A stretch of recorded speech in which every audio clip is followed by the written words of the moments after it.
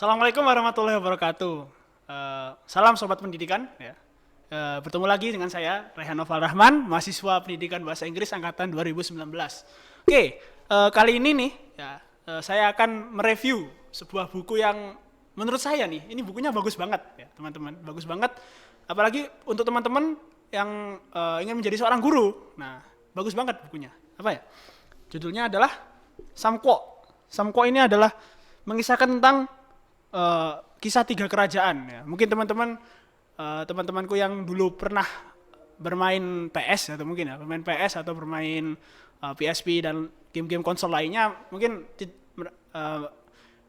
familiar dengan istilah game Dynasty Warrior. Nah, jadi game Dynasty Warrior itu asalnya ya dari buku ini teman-teman. Nah, oke, buku ini ditulis oleh Andrew Wang. Andrew Wang merupakan seorang jadi dia itu banyak menulis buku-buku, menerjemahkan buku-buku dari Cina. Nah, dan buku ini ya isinya tentang kisah peperangan tiga kerajaan. Jadi banyak sekali ya. Jadi dan dari kisah-kisah itu banyak sekali nilai yang bisa kita ambil sebagai seorang guru.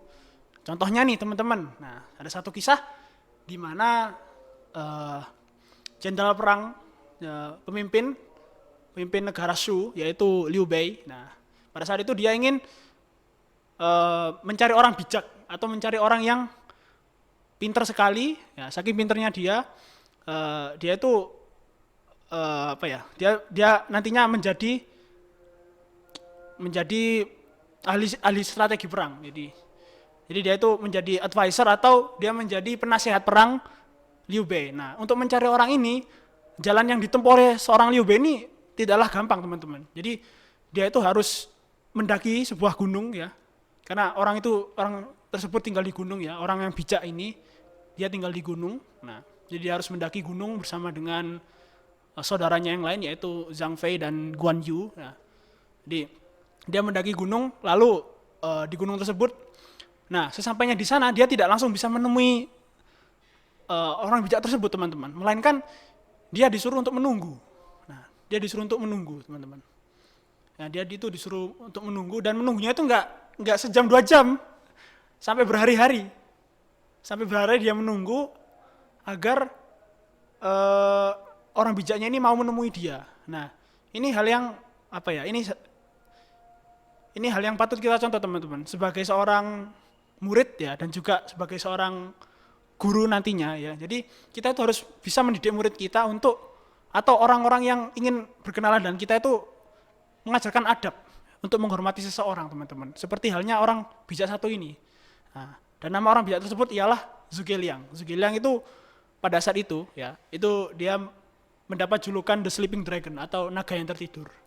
Nah, Zhuge Liang ini dikenal dengan kemampuannya dan kecerdasannya ya untuk dalam menentukan strategi perang yang baik ya, strategi perang yang top. Nah, intinya setelah dia menunggu ya, Liu Bei menunggu selama itu, nah akhirnya Zhuge Liang ini dia melihat kalau Liu Bei ini memang benar-benar membutuhkan atau tidak hanya ngomong doang, dia tidak hanya omong doang. Nah, jadi dia tidak hanya omong kosong, tapi dia membuktikan kalau dia sanggup untuk menuruti perintah dari penasihatnya ini, calon penasihatnya ini, atau dari orang bijak ini. Nah, karena kesungguhan beliau, akhirnya Zhuge Liang pun dia hatinya apa ya istilahnya? Hatinya terpanggil untuk melayani Liu Bei ini dan jadilah akhirnya tentara Shu waktu itu setelah Liu Bei menjadi penasihat strategi perang mereka. Nah, akhirnya tentara Shu bisa memenangkan beberapa pertempuran besar. Nah, seperti pertempuran di Chibi dan pertempuran ketika melawan kerajaan Chao atau negara Chao pada waktu itu. Nah, begitu teman-teman. Jadi saya menyarankan untuk membaca buku ini ya teman-teman karena bagus sekali. Jadi kelebihan buku ini adalah bahasanya simpel, teman-teman. Jadi kalian pun bisa paham. Dan yang bagus juga dari buku ini ialah di setiap akhir bab kalian akan diberikan penjelasan tentang apa saja yang bisa dipelajari dari bab tersebut. Nah, sama seperti tadi penjelasan saya. Jadi ketika selesai kalian membaca satu bab, ya ada beberapa rangkuman yang ditambahkan oleh penerjemah agar teman-teman bisa lebih mudah memahami dan mendapatkan pelajaran di setiap kisah-kisah yang disajikan di buku ini. Nah, itu kelebihannya. Sekarang kekurangannya, teman-teman. Nah, kekurangan dari buku ini adalah yang pertama soft cover, teman-teman. Ya, buku ini soft cover. Karena bukunya soft cover, jadi kalau tidak disampul, ya teman-teman ya, akan cepat rusak, teman-teman. Dan jilidnya juga tidak pakai jilid yang seperti di Al-Quran itu ya, yang dijahit itu. Enggak, dia cuma dilem di sininya. Nah, jadi ini juga cepat rusak, teman-teman. Jadi perhatikan ya, ketika teman-teman membuka buku, jadi jangan terlalu keras juga. Kalau jilidnya seperti ini akan cepat rusak. Kalau kalian membuka bukunya dengan cara yang kasar. Nah, gitu. Itu kekurangan dari buku ini. Dan yang ketiga, kekurangannya ialah tidak semua kisah Samko ini ada dalam buku ini, teman-teman. Karena ini hanya kumpulan kisah yang menurut si penulisnya, Andrew Wang, ini penting untuk dimasukkan. Nah, jadi kalau teman-teman lihat buku aslinya, itu ada 3 jilid. Ya, ada 3 jilid dengan ratusan kisah yang berbeda, teman-teman. Nah, jadi buku yang ditulis ini memang sedikit, tapi saya rasa cukup untuk cukup agar teman-teman itu tahu gitu bahwasanya ini yang terjadi di negara Cina waktu itu. Ini yang bisa kita ambil dari kisah waktu itu. Jadi teman-teman, itulah kekurangan dari buku ini. Nah, sebelum saya tutup, teman-teman ya, buku ini memang secara cover ya bukan buku yang Islami atau bukan buku yang menceritakan tentang panutan kita ya, Rasulullah SAW. Tapi yang saya apresiasi dari buku ini ialah nilai-nilai yang ditunjukkan, ya itu hampir sama dengan nilai-nilai yang ada dalam Islam. Nah, seperti yang saya ceritakan di kisah sebelumnya tadi. Nah, di nilai-nilai seperti beradab, ya menghormati orang yang lebih bijak daripada kita, ya guru kita juga. Karena guru kita orang yang lebih bijak, kita harus menghormati mereka. Jadi sama juga Rasulullah, sahabat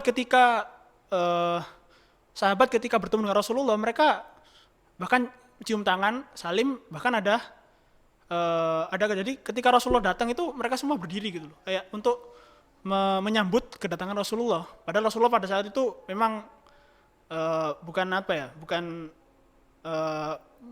ingin mengajari mereka lagi, bukan ingin mengajari mereka, hanya lewat saja waktu itu. Tapi sahabat-sahabat tersebut mereka langsung berdiri gitu, melihat Rasulullah dan menyapa beliau dengan salam.